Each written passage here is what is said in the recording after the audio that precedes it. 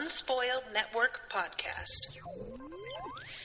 This is Spoil Me, covering Cradle, Book 12, Chapters 3, 4, and 5. In these chapters, look, there is so much that happens that I love, but there is one particular moment that I wish I got to enjoy like a little longer. And I can't wait to talk about it. Welcome to Spoil Me.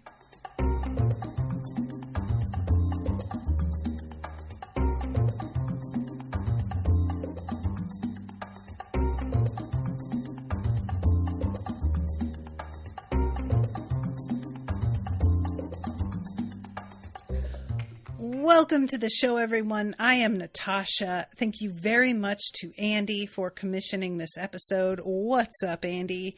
Andy is here in the chat, and just get ready, you guys, because I'm going to talk about something that probably a lot of you will not care about the way that I did. I say that. I don't know. A lot of you are here because you sort of think the way I do, and maybe you'll have had the same exact reaction. Who knows? But anyway, we're going to start things off with going in order.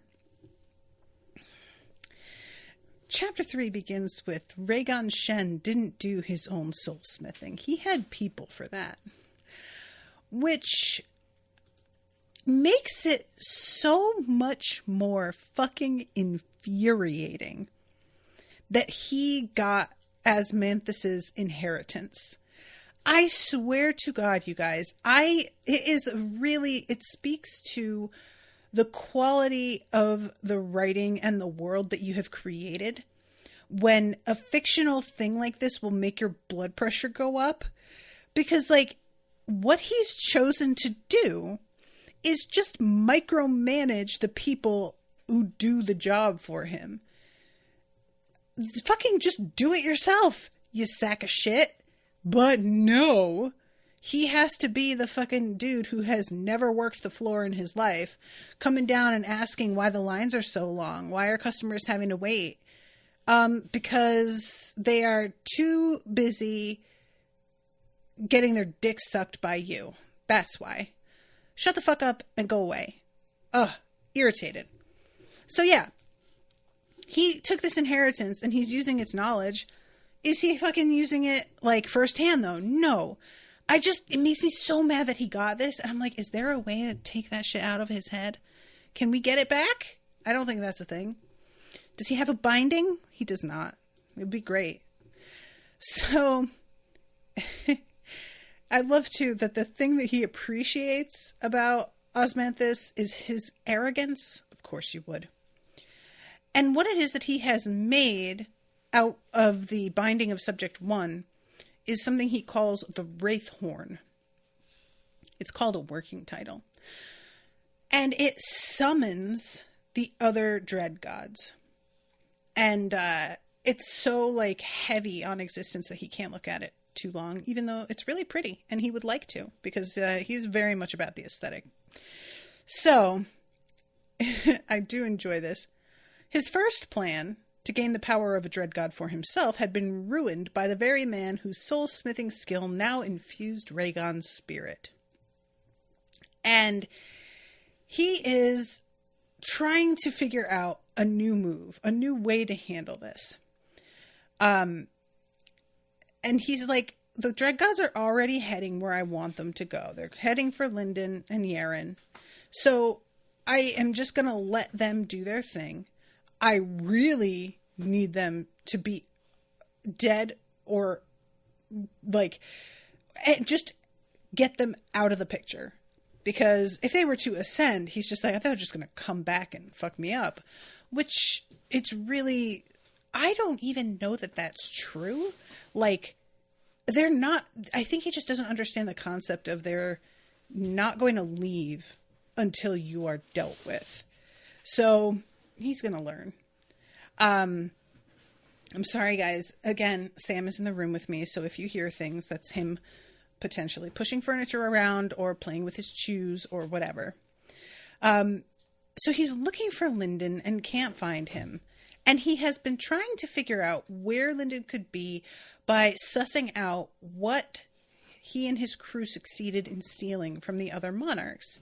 And nobody will tell him what has been stolen from them, which I had said how much I wanted to be in the POVs of them when they realized stuff was gone. And I still do, but it's really, really satisfying to know they are all so embarrassed that they don't even want to say. I mean, I think it's a combo probably of being embarrassed, not wanting people to know that you had a certain thing to begin with. Maybe you lied to people about not having it and you don't want to confess, or just like, who knows what. But the fact that nobody will tell him is just delightful to me. And he is very aware that Lindon stole the core to a pocket world. So he's like, probably that is where Lindon is right now. And it says, in the worst case scenario, 6 monarchs could burst out at any moment. And he's thinking like, that's super unlikely. But there's just something telling him it is unlikely. And it's probably happening. Because a lot of what's happened with this crew has been unlikely. So, I feel like it's good to err on the side of what's been the norm for them. And so far, the norm has been unreasonable power. Just unreasonable. It's too fast, it's too much, and yet they're doing it. Who gonna check me, boo? So, he's like, also real mad about the fact that Lindon has the labyrinth and is just fucking stewing a little bit in the fact that he is not in the position that he wanted to be and is trying to tell himself, it's fine, I've got this, I'll figure it out. But there's an undertone to it all of a little bit of desperation. So what his whole tactic is going to be is, I'm going to lure Lindon out back, out of the pocket world that he probably is in. And I am going to waste as much of his time as possible and drain him of energy and generally make it as difficult for him as I can to advance any further or help his friends or whatever, which is a pretty solid plan, honestly. So then we go to Lindon. And he is with Zeal, who is cycling. And it says, 7 of the paths were dormant, their constructs inactive. With no illusions, they were nothing but plain 3-sided rooms of white stone. Only one of the displays was activated, the second from the left, with a symbol that reminded Lindon strangely of the Wandering Titan. It displayed a pure, shining blue wall, and it radiated authority that suggested an unbreakable shield. And it's so much that he has a difficult time looking at it and has to look away. And Zeal tells him that he'll reach the peak of Archlord soon. I'm on the edge of something. And Lindon asks what the icon is. And Zeal doesn't want to tell them because he thinks it's embarrassing. I am extremely curious about this because I have been assuming it's going to be a shield because he's just a protector. That is just, he is a protector, which is why all the people who were under his protection dying from his sect fucking broke him, literally. That's how he sees his role. And it just makes sense to me that failing at that would be, when you make something into your identity or it becomes your identity inadvertently, and then you fail at the thing, ouch, of course, that's going to wreck you. I just don't really understand why he's embarrassed by it. That's my main question. Okay, Sam, calm yourself, sir. Thank you. It's just, is it about being a protector? Is he embarrassed because he knows that he failed before and he feels like striving for that again is sort of humiliating when he's a failure already? I guess I could see him thinking like that. I think that's the wrong way to think about it. But Zeal's pretty hard on himself. So that would sort of follow. And he says, if I can't reach it on my own, I'll tell you, but I don't know if I'll reach it here. And Lindon's like, I don't think you will reach it here. I'm going to be honest with you, because we're basically like cut off from everything. So he says, I'm going to figure it out. And, you know, Lindon, of course, supplies him with a bunch of dream tablets. And I love this when Dross is like, we had to speculate wildly. I say probably 45% is us making things up. I appreciate him admitting that. And, you know, he says making things up. And like, that's what it is. But also it's all an educated guess, because Dross knows a lot. So I feel comfortable with that. That's fine. Make it up. I believe you. And let's see. That one's from Northstrider. Dross took it from his Oracle Codex. It contains research on Amala's powers and insights into the manipulation of time. And he pulls out a divine treasure. I finished it last night. It's not precisely the same as Amala's original. But, and he has it, and Zeal is like, I can't believe this. I know you said you could make it, but I just still sort of, and that's sort of how Zeal sees Lindon all the time, is like when Lindon says he can accomplish something, it's not exactly that Zeal doesn't believe him. He does, but I think he expects Lindon to hit more roadblocks than he is acknowledging when he makes his claim. And then it turns out to be like just about as easy as Lindon made it sound.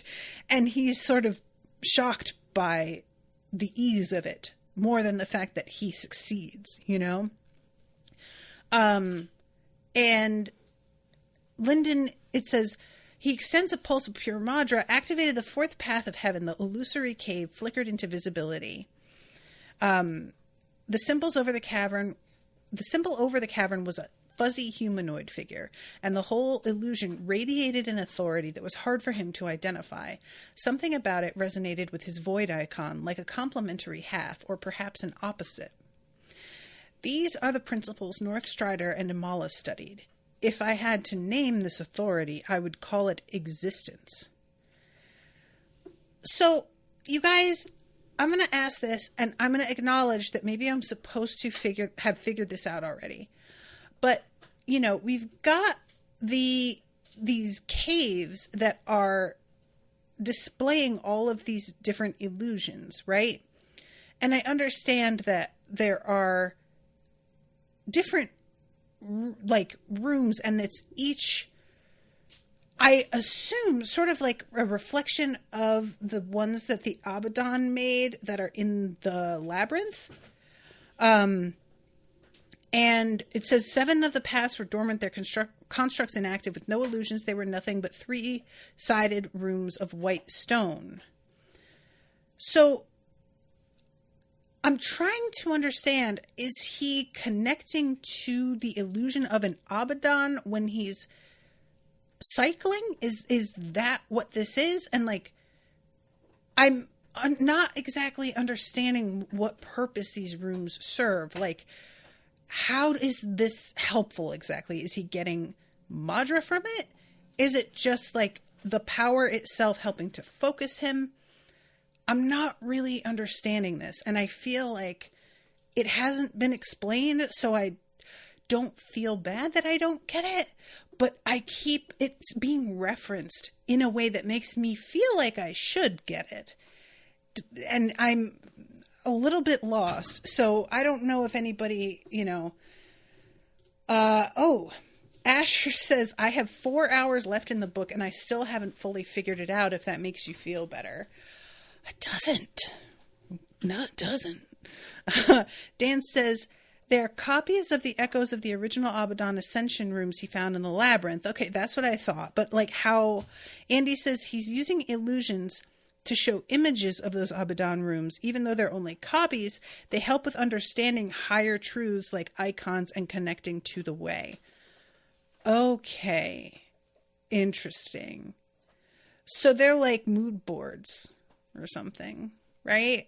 Like, it's just like a little reminder. Interesting. Okay. That's a lot more basic than I was expecting. I thought that it like had its own power. And I mean, not to say that that's not helpful, but you know what I'm saying. So anyway, at this point, Zeal, he says something about how he doesn't know if this is going to be possible. It's still feeling reticent. And Lindon says something about how, well, this is what we've got to do to kill the weeping dragon. And that really refocuses Zeal, because that's his OG monster, you know? And we have this moment here where Zeal asks, how did I get here? And Dross says, Lindon dragged you here. Oh, yeah, that was it. And he says, thanks for dragging me. Dross crossed his tendrils. Don't encourage him. He drags people too much as it is. And then when Lindon pulls Dross away, he yells, someone help, I'm being dragged. And I really liked this in the context of dragging being like, you know, being read for filth. Like just the idea of Lindon being really bitchy and just fucking dragging people. Like, oh, really? You want to sit there and be sorry for yourself that you failed your sect, so you're just not going to try anymore? That's a really great attitude that will definitely get you places. Awesome choice, brah. Like, I just like the idea of him coming in and just fucking dragging people. And that is how they wind up joining him, is that he just drags them with such shame that they have to follow him because they feel such an obligation to do better. So he is, let's see, but I'm trying to find one in particular, a weapon, obviously. He had completed the first day.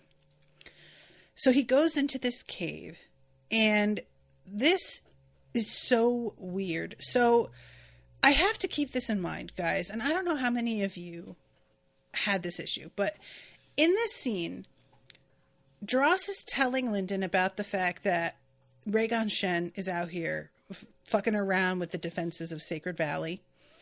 And he tells Lindon that he has studied the binding inside the Silent King and that it should be made into a bow because that's the best way to optimize the pieces of it.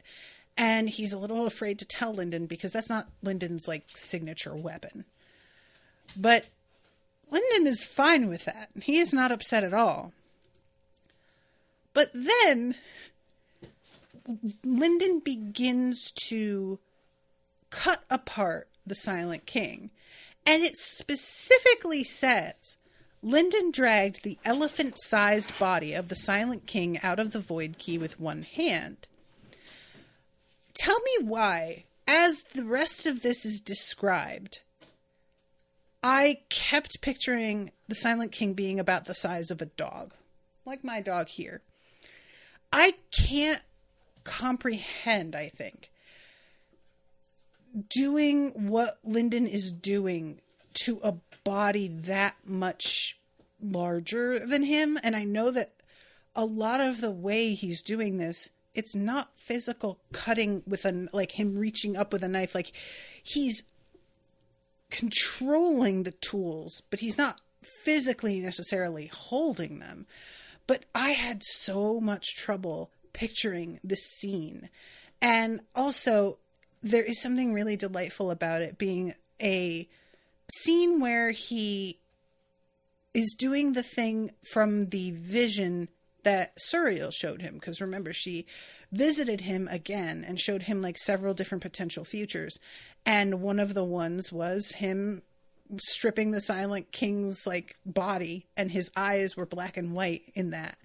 And I think I even said at the time, that one sounds the most badass. Can we have that, please? And that is indeed what we went with.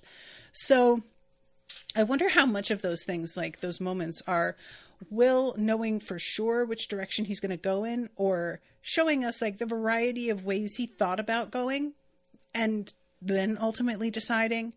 But I think it's really fun to see all the varieties of futures. That's just a trope that I enjoy. So he is, I love to, there's a moment here where he is looking at it and sort of thinking, I should just like drain the power from the corpse I don't need a bow. Mercy can't even use it yet. And we need the power. I should have done this already. And he starts to reach for it. And Dross has to interrupt and say, no, bad arm. And Lindon realizes that when the will of the arm is fighting him, that's something that's very obvious. And he's aware of it and can fight it because it's a clear battle. But when it aligns with his desires, it's a lot harder to pull apart what is a good idea and what isn't. Which, that's just how con artists work, is they appeal to the thing that you want. And you know you shouldn't, but you do. But I love that moment. And he's like embarrassed and hides his arm behind his back as he does his work here, which I found very funny. So, you know, he does the job and he doesn't have a way to test it inside this facility. Basically, even making it inside the facility is tricky because the power of this is so intense that it is trying to shatter the world, the pocket world. So then we go to chapter 4 and Reigan Shen it's been 2 days. He is finally starting to ramp things up where Dross is like, all right, well, we're going to have to go out there. And Yaren is like, do you want me to come? But Lindon says, I think I'm going to handle it myself. He is attempting actively to waste our time. That's part of his tactic. Let me be the only person whose time he wastes. So he goes out there. You guys, this is so good. I love this so much. So he comes out, and first of all, he can feel the panic of everybody out here because they're getting attacked. They don't know where Lindon is. Nobody knows. So as far as they're aware, like, there are protections in place, but their benefactor, who is very powerful, is nowhere to be found. And when he pops out, a lot of people are calling his name. And we had this described to us when we were in Malice's perspective in the last book, that when people call your name, it's like them tapping you on the shoulder. Which, the idea of that happening like all the time, all day, really sounds excruciating. What a nightmare. It's just like the notifications on your phone just going off continuously, you know? Ugh, kill me. So, Reigan Shen is like, well, the Void Sage himself, chilling with his fucking goblet of wine. This dude is so tired. Get a new bit, sir. This is not me criticizing the writing. I am criticizing Reigan Shen as a person. Just truly, sir. I mean, there's gotta be a new, fresh way to do this. But no, it's always, I'm so relaxed that I'm drinking. Wow. Impressive. Ugh. Boring. So anyway, Lindon pulls out his weapon, and Reigan Shen's attempting to engage him here. Being like, whoa, what are you up to? How about your mind spirit? Yada, yada, yada. Dross pops out and asks him exactly how much damage do you think you could take before you break? And Lindon doesn't say anything because that's just how he rolls. He's got a job here, and it's to test his new weapon, and he doesn't feel like engaging, which really, why would you? Reigan Shen's whole thing is meant to waste your time. This is what would get me, though. You want to waste my time? Just start fucking trolling me. I can't resist. I'm such an arguer. Oh my god, it would just be instantaneous and I would be lost forever. It would just be... No question. Lindon is so much smarter. He's just not going to speak and going to let him do his thing and be focused on his weapon. So it takes a minute for it to manifest because that's how big this weapon is. And as soon as he pulls it out, there's a vibe from Reigan Shen that is envious And he describes the sense of that envy as tasting of hunger. I really enjoy this bit. So Lindon pulls out this arrow, and it's a forged arrow that when he shoots it, 10,000 arrows fire with it. And Reigan Shen had started to open all of these different portals in order to pull out objects to defend himself. And Lindon's like, yeah, no, that's what I want, because I'm trying to test this, and it's not going to be worth anything if you don't get a chance to defend yourself. So some of these are still open, and some of them are actually, defenses in place. A crystalline wall of forged Madra appeared in front of the arrows generated by one of Shen's constructs, but they punched through without losing much momentum. A shield floated in midair, was torn to pieces after intercepting a handful, while the rest broke through layer after layer of the monarch's protections. Scripts were overloaded and barriers broke as the furious barrage of arrows slowly dwindled. Not too bad, Dross mused. So Lindon's happy with that. And of course, Reigan Shen, unharmed. He summons more defenses, but he's not lounging anymore. His arms were uncrossed and his goblet gone. And what I pictured here is that meme of the dude who's sort of like slumped back in his chair with his controller playing a video game, and then all of a sudden something happens and now he is sitting forward with his elbows on his knees, like really focused.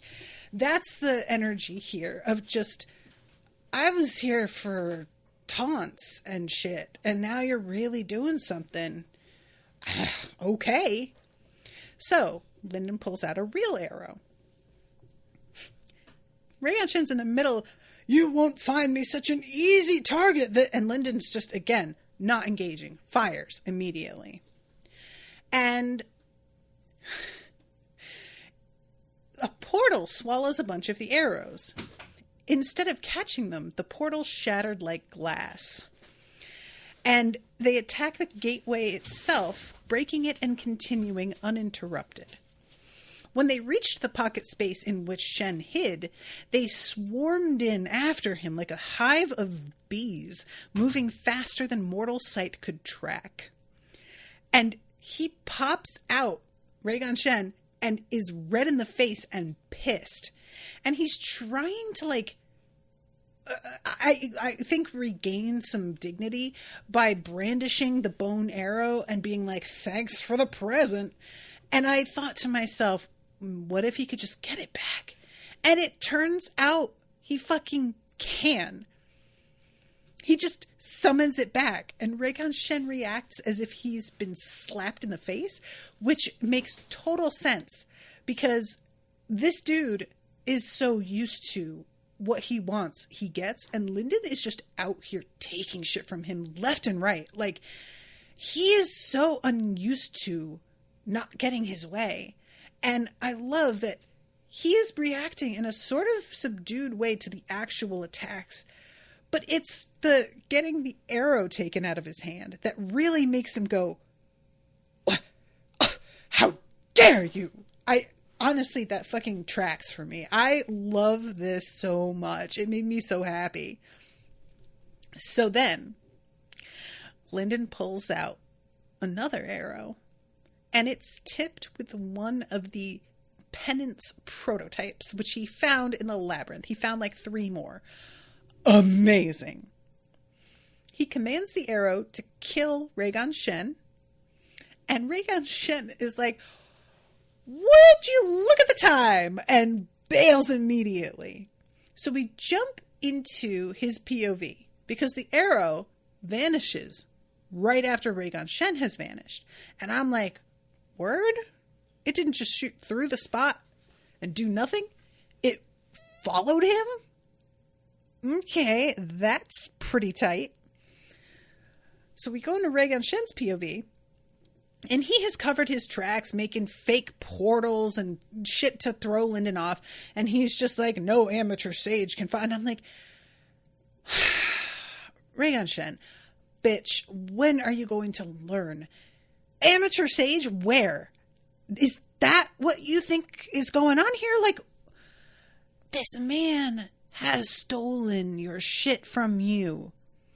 This man is not an amateur. Like, what are you talking about? I get it that a lot of sages are super old and Lindon is not. But fucking be for real, for real. Let's look at the evidence, sir, and get it together. But that's really the signature of being in his POV at this point, is that bravado. He is not willing to admit that he is up against somebody who is serious. He is up against somebody whose master he takes seriously. All he sees Lindon as is an extension of Ozmanthus, and in his opinion, Lindon's just like doing Osriel's bidding at this point. He doesn't see Lindon himself as the threat. And he, even when he sees the penance arrows, is like, oh, obviously Osriel gave those to him. And it doesn't occur to him for some reason that they were in the labyrinth when there had been others. So I'm assuming Reigan Shen stumbled across some as well, because he looted the labyrinth. I don't know. Maybe he didn't find the specific spot where these were stored. But, you know, it's just very funny how he is, everything that Lindon does, he is crediting Osriel for. And so it's causing him to inadvertently underestimate Lindon and overestimate Osriel's investment in him personally, because he can only look at this from the perspective of how he would behave. And he killed the dude's, like, the emperor, king, what would his title be? And then enslaved his remnant and leveled the guy's, like, entire part of the country. And I mean, there's no way that Reigan Shen is not going to have an eternal grudge against somebody who does that to him. So he cannot conceive of the fact that maybe Osriel has got bigger fucking fish to fry. He's just like, of course it's all about me. Bitch, oh my God. It's just so self-centered. Like, get a perspective, you know, back up. But he can't do it. It's always about him. So anyway, he's about to step through the way again and go somewhere. Hasn't even picked a spot yet. And then he feels danger and he turns, and the shield that he's got, which is like an Abaddon level thing that he doesn't know how many hits it can take and is a little bit worried about the pressure of it being something that Osriel could even sense. It catches the arrow and he's like, what the fuck? Because the fact that it followed him is already pretty wild. But then he's looking at it and it's just sitting there and not disappearing. And he's like, realizing belatedly, that's sort of weird. And all of a sudden, here comes Lindon. The sage stepped through the way, his pale right hand pulling back the string and his left hand bracing another arrow. The halo over his head covered the sky like an icon, and his eyes were circles of white on pools of blackness. He was a monochrome specter, even the badge on his chest white against black robes. Those black and white eyes sighted down another penance arrow, and Shen felt fear shiver through his bones. So Shen ski-daddles and has to tell himself, I'm being very strategic here, not I'm running like a little bitch, which is what's actually happening. And I just, delightful. You guys know I cannot resist Lindon's big dick energy. It's just so well written because it's never actually about that for him. And that's the sort of thing that I don't know how you like exhibit that sort of behavior unconsciously, or I should say how you exhibit that behavior consciously. Because if you're somebody who is a badass and you are aware that you are a badass, how are you able to like have the kind of humility that he still has? He knows what he's capable of, but he's always so understated about it and doesn't throw his weight around. And I just feel like that is such a rare type of personality. And the fact that he is here chasing a monarch who is running away, I mean, does it get better? That is just about it. I know this isn't a win. This is just him buying time, but it feels like a fucking win. Like, I can't help but see it that way. I'm so sorry. This dog is being so loud. Sam, hey, come here. Everybody meet Sam. Sam's in his cone. He's got a halo on him. It's the Silent King. But he's a little bit bored, forgive me. I'm trying to keep him in here because he will chase the cats and make their lives miserable. So we go then to chapter 5. And he goes home. I really enjoy him and, like, Yaren's just like, so did you run away? And he's like, yeah, he did. Tail between his legs. It's very nice. But that is after he has his little meeting with everybody. So here comes the part that I was really, really excited about, you guys. He comes out and he hears all of these people calling to him because, of course, he just stopped this attack and people are wanting to know what's going on and aware that he's around now.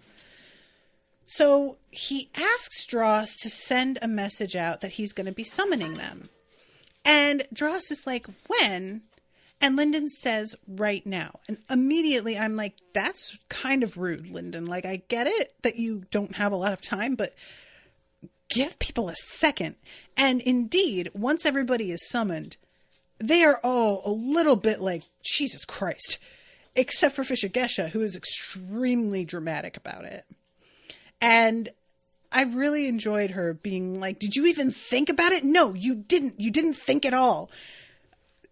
Fisher Gesha's whole energy, it's so funny, like, remembering how terrified she was of Athan. And you would think that now that Lindon is, like, far past where Athan was, that Lindon would be kind of in the same category as for her, but because she knew him when, it's just not like that. So she's yelling at him like he's nothing, you know, and just really throwing some attitude. And I, for one, am here for it. Like, remind him where he came from, lady. 100%. And I love this moment. This is the part that I said in the intro was like my favorite part. He apologizes to everybody. How can we explain anything if we die of fright?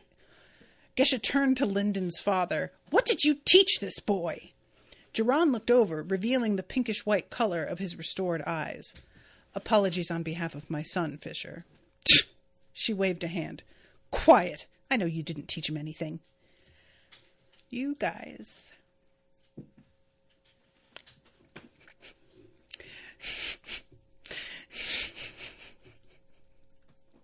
Even in midair, Lindon's father shuffled uncomfortably. I live for shitty parents being called out by the friends of the people they treated badly. This is my cocaine. This is my heroin. This is it. Oh my God. She just straight up says to him, I don't even know why I'm talking to you. I know you're not his fucking father for real. I know you didn't do shit. I know you're pathetic. I know you abandoned him. Give me more of this, please. Oh, it's everything. You guys don't know. I was so hopeful that we were going to get more of it. We get more of Dross, who is like, oh, what a shame. They're not getting along. Maybe we should just drop your father on his ass. And I am very much here for Dross having no time for Jiran. But there's something about Fisher Gesha, who is, she sort of became a kind of grandmother figure. Her being the one to say this and being an elder to Jiran. And somebody that, he would have deeply respected. And her saying this to him with such disdain. it's not even like she's trying to start an argument. She's literally telling him to be quiet, like to just pipe the fuck down. I'm drinking it like nectar. Everything about this I know it's petty. I don't care. His dad sucks so hard. And the whole thing here, I get it, is that he's like kind of trying now. Literally, who cares? I don't. It's just so too little too late. You know, I can understand the looking back, I realize I should have done better. I just don't really have time for it, frankly. Like, if Lindon wants to give his father another chance at a relationship, by all means.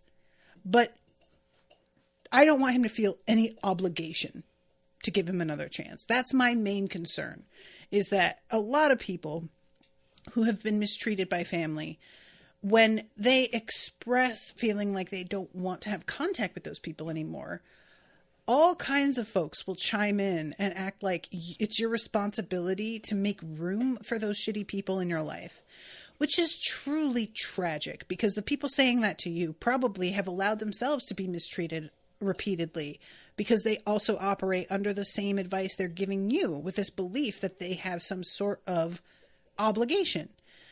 And it's so up to you. Like, just because they're family, you don't have to make space for them. They had a chance to be family in a real way. They had a chance to not be so awful that you cut them off. And they did what they did. And they have to live with the consequences of that. And if the consequences are that you no longer want to make that space, that's the price that they paid for the way they behaved. That's not you inflicting something on them. That's you establishing a boundary. So anyway, I really don't know where this is heading, because, you know, we have this awkward moment at the end where Geron is like, I wanted to know how you were, and calls him an overlord, which is just so far behind where Lindon actually is now, and says something like, be safe, just because it's no good to be the bravest on the battlefield if you don't come home. And Lindon is truly like kind of baffled at this, because he is so not used to his father caring. And that's like, honestly guys, how sad is that? His dad is just expressing, I hope you'll be careful. And Lindon doesn't know what to make of it, because his dad has never cared ever enough to say anything like this to him. So it's a truly foreign concept. How sad is that? That he doesn't even know really what to say in response, because this is not a thing that he has ever run into. I mean, the only other person that I can think of who ever said anything like this was Fisher Gesha, who told Lindon several times to slow the fuck down because he wasn't even enjoying his life. He was, I would argue, but, you know, not in the way that she meant. This fucking dog. So I just really, I'm curious to see if there's any further forward movement with the family. It's not a huge priority to me, but I am sort of like interested. I wouldn't be mad if we had some side stories, you know, I'm fine. I just really enjoyed Fisher Gesha's. It's not a main focus of the conversation. It's just this like offhanded dismissal, and I love it so much. So anyway, okay, back to the things. He has summoned Gesha, his sister, Jailong's sister, Cassius, who I was super happy to see and super bummed about the way he responded to some questions here. His father, and the head of the cult. Well, she's trying to say we're not a cult, but I'm like, well, I mean, yeah, you kind of are though. But the order that he decides that he is going to handle things in is basically, who do I need to deal with the most personally? So he goes to the Red Moon emissary, who's the Archlady, and she is basically like, we don't know where Yaren is, we don't know what to do with ourselves, and everybody's a little bit worried about like repelling attacks from a monarch. Do you think that this is the last one?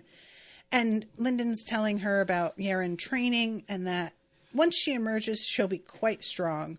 I made a pretty good showing against Reigan Shen just now, but I by no means think that's the end of the story.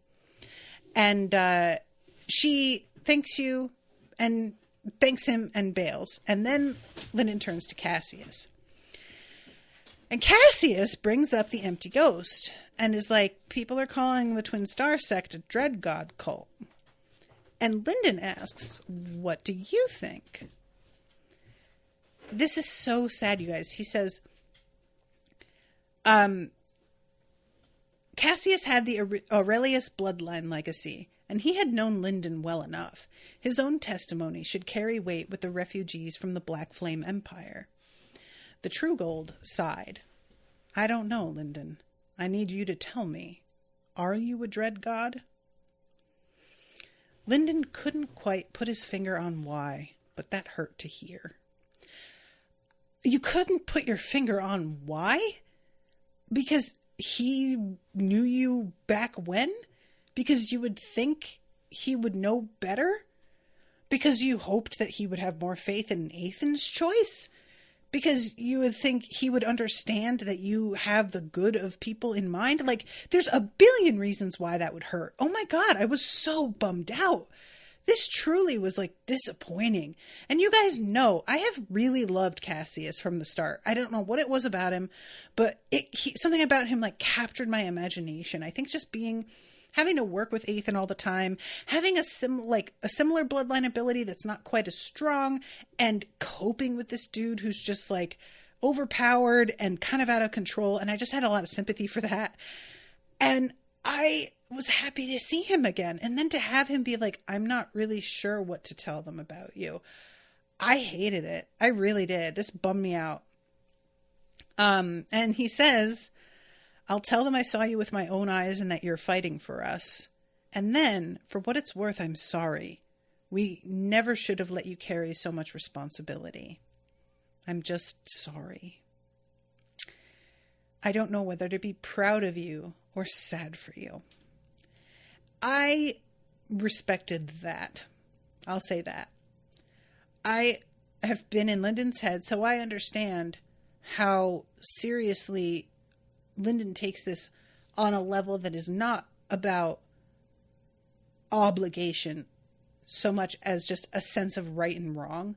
Lindon really believes in what he's doing and is trying to help in a way that's like coming from not a place of guilt or obligation. It's coming from a place of warmth and compassion. And I think that's amazing. But I understand that maybe Cassius doesn't really see that. And what Lindon has gone through is not nothing. And has made a lot of sacrifices and is in a position now where he's like such a target. So that, as much as it sort of surprised me, I had to step back and be like, no, this makes sense. Like, Cassius was the one stepping in between Ethan and Lindon and Yaren, because he was like, you are pushing them too hard. You're going too fast. It would make a lot of sense for him to look at this and be like, you're doing amazing things, but at what cost, man? And I don't know. I still really like Cassius. I was just so sad about his response there. So then Fisher Gesha is like, I just wanted your permission to use the soul smithing facilities in the tunnels, so you didn't need to do all of this. That's all I wanted. And he's like, I'm sorry. Next time I will give you more warning. And she's like, there better be a next time, by the way. You better not fucking get yourself killed. So be smart about it. And then we have the moment with his sister. And she says that the Twin Star sect has no direction. We need a leader. And he says they have the sage's sister. And she's like, I'm a fucking Logold. Are you high? I can't do that. And he's like, you don't need to be an instructor, but I need somebody I trust to speak for me. Are you willing to do that? She says, fine, but you owe me a present when you come back. And I really enjoyed that. If there is anything that you can ask of Lindon. It is find an object literally perfect for me and only me out of everybody on the planet. This dude is unparalleled when it comes to gift giving. Like, literally nobody has beaten him at that ever. He is so good at either finding a thing or constructing a thing. So later on, he has a conversation with Jai Chen and gives her the ancestor spear. And Dross is like, you kind of just gave her what your sister wanted. And I wanted to be like, nah, he didn't, because he's going to make something for her that's way better and more perfect. Like, he just will. You know he will. It'll take him like 10 minutes and it'll be flawless and unbelievable. Like, it's just, I am not worried about him having given her the spear. Is that perfect for Jai Chen? Yes. Like, the history behind it and her brother having used it and the whole thing. Absolutely. Especially kind of in memory of him. But for Kelsa, something different. Definitely. It's just so good. It's just so good, though. So let's see. Okay, yeah, here it is. Dross projects Wei Shi Kelsa, sister of the Void Sage, speaks with his voice. Listen to her until he comes back. And to me, Dross, your most reliable guardian. To which Lindon's like, I don't know how many people even know who you are, but I guess, yeah, probably word will get around. And then Jai Chen, who is like wanting to advance faster. And she's like, you're really the only one that's helped me with my path. And when he gives her the spear, she gets like choked up. It's just a kind of big moment. And he warns her, like, because you don't have the arm that I had that could purge Madra that doesn't match, whatever you use, like, to drain, make sure it's only compatible Madra, because you aren't going to have a, like, function that handles that. And then says that he will find her something better eventually. Jesus Christ. Sam! Come here. Let me pause this for a second. Just so that I know where to end. Lindon's like, oh, yeah, the sect. I definitely give a shit about that, for sure. Like, he's not considering it at all. He's really just about whether or not this is good for her, and that's all.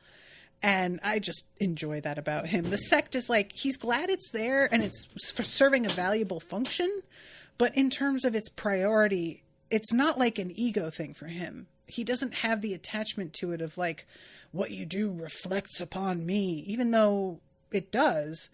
It's just, I appreciate that, you know? It's one thing to take things seriously, and it's another thing to like be so focused on your image and reputation that you lose track of the actual right thing to do.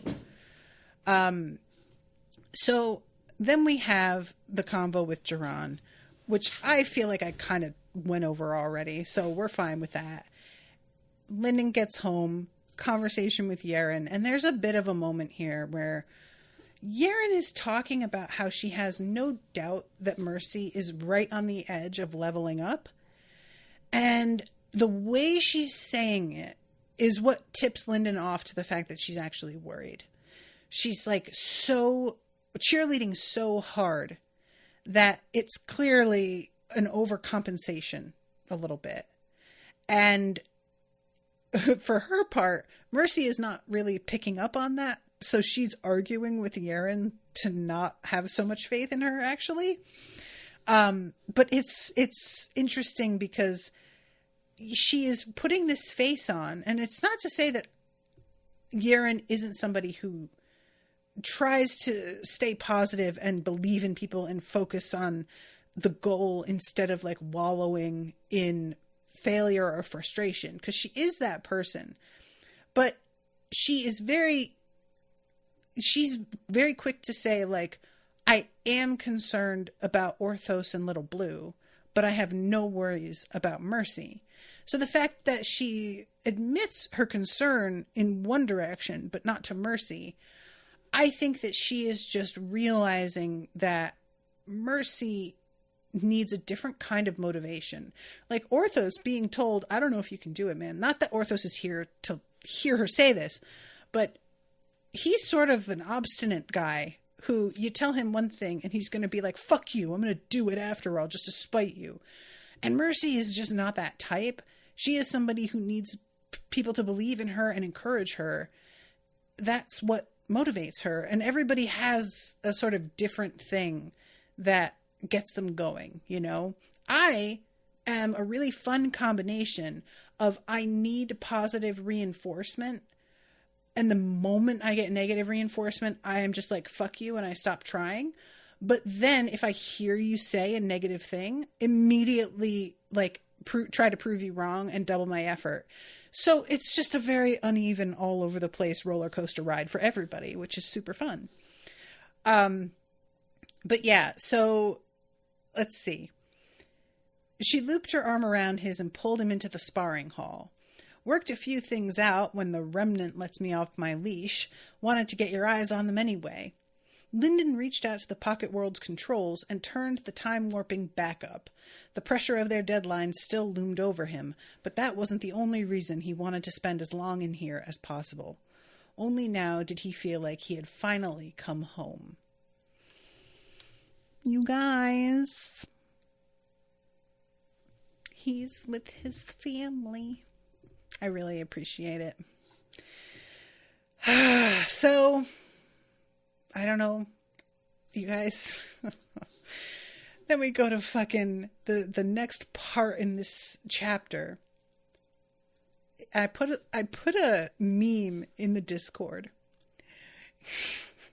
And it's the black guy who's like smiling and looking pleased. And then the next image is him with his face having fallen, looking really disappointed. And I put next to it, Suriel pulling the scythe right out from under Machiel's feet. And then Suriel handing the scythe over to Machiel. I do not know what to do with this, you guys. So Machiel is watching the fight between the two judges and the Mad King. And apparently in every future that he has looked at, Suriel always comes to see him.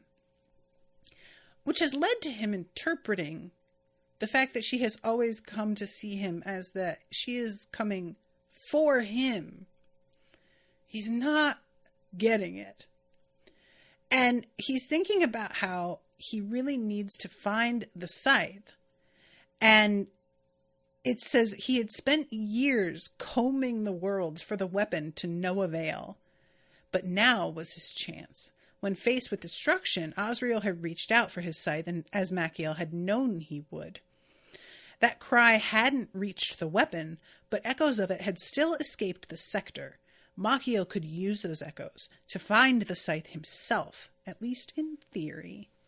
But eventually, after tracking all of them, nothing turns up, and he's just like, God damn it. If I could find it, this would be perfect. Daruman kills Osriel, I have the proper scythe, I kill Daruman, and then the court has control of the scythe, and we don't need Osriel because we have the weapon, which is all that really matters here. And essentially, his, assumption here is that he is going to sacrifice himself, ultimately, for the long-term good of the Abaddon. So he's, kind of also trying to martyr himself a little bit. And I was just not about it, as one can imagine. So he sees Suriel coming for him, but he's trying to find the scythe before she gets there, and it's not happening. So when she shows up, she says that she is going to arrest him for conspiring against a fellow judge of the court. By the authority of Machiel, I agree. He found a small amount of satisfaction in the moment of silence that followed. Ew, Machiel, truly. I can't with, the drama queen thing in moments like this. You know? Get real. It's just, he's so annoying. I really just... So, I accept my punishment and I go now to make amends. Contact the others. There will be much healing to do when I am gone. So she starts scanning Fate and seeing if he's full of shit, which he isn't. And she says, explain yourself. And he basically is like, I shouldn't have relied on Azrael the way that I did. By like allowing Daruman to continue to exist and creating the scythes myself that were stolen, I'm pretty much responsible for a lot of what has happened. And I admit that. But also, there's some shit to handle with Azrael. Like, Machiel is just not a fan. Machiel is really rigid, you know? And I obviously, like, agree with everything that Azrael is saying about the Abaddon and how inadequate they ultimately are. Like, it's not that they don't do a lot of good, but it feels like it could be better. There's a lot of potential. At the same time, his attitude about it. You know, the last book started with him saying, I should have butchered you all. I can't get behind that. So I can understand Machiel being like, you see? This piece of shit? But at the same time, Machiel, has the weight of like trillions of deaths more. I don't even know what's a past trillion. What's the next one? And you don't ever have to carry that the same way. It's just not the same. So I don't really feel like you get to say shit to him. So anyway, I am willing to die as long as I take my mistakes with me. And she is able to see what it is he has planned and isn't here for it. So there were only two possible outcomes.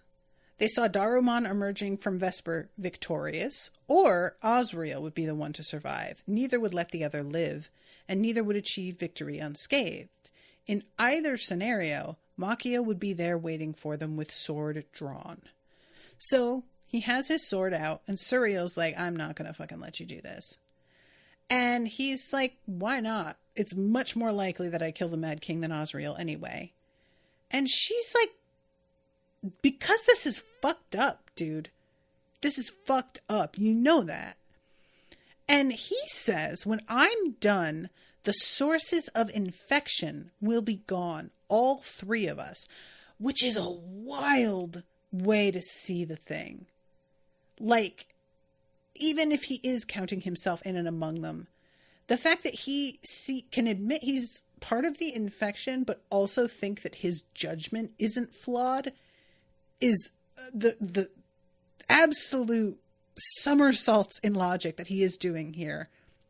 Truly impressive.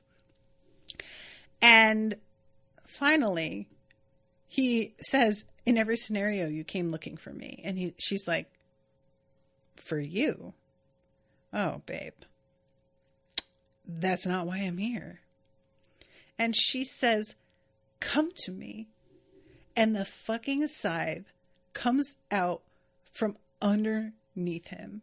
And Machiel is fucking disgusted. He is so mad. And I love it. This weapon is so awake that even it hates him. And that is pure gold. I can't get enough of it. Though the scythe drifted past him, Machiel didn't dare to reach out and touch it. The weapon was looking for an excuse to kill him. Can you imagine? Oh my God, he's been looking for it this whole time. It's right here, and he could reach out and grab it. But he knows it just hates him. That is so embarrassing. Oh my God. How humiliating. I am here for it. Which makes the next part so fucking awful. So he's looking at her, holding the scythe, and thinking like, she can't think she's going to get back and give it to Azrael in time. That's not happening. And she's sure as fuck not going to give it to me, which means I'm going to have to take her down. and I don't want to kill her, but I'm going to have to, like, disable her somehow. And then she just hands it to him. I have faith in him. Machiel knew what she was doing. She was seeking to patch over the oldest wound in the Court of Seven.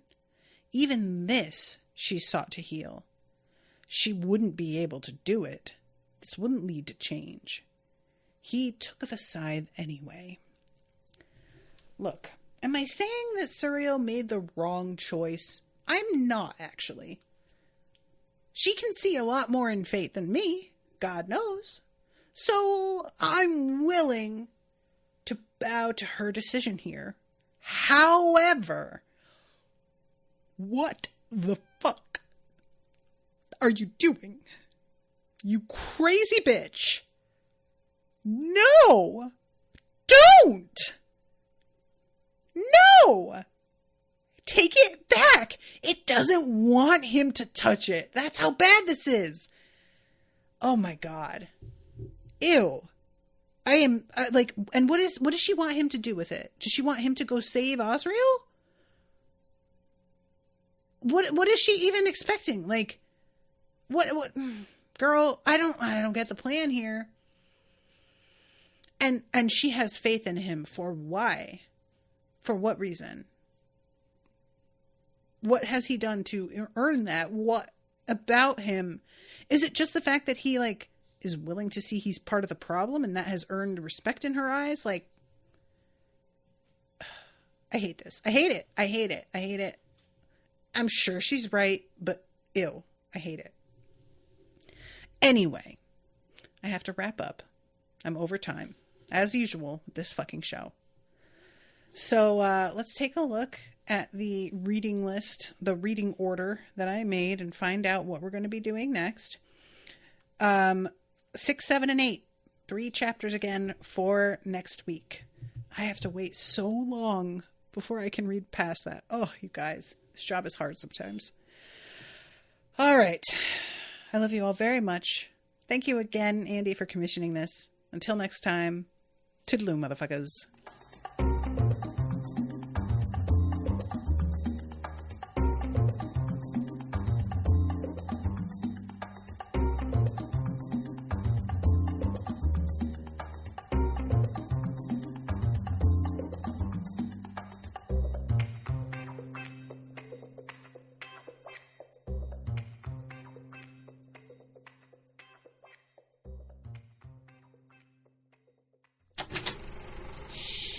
That was an Unspoiled Network podcast.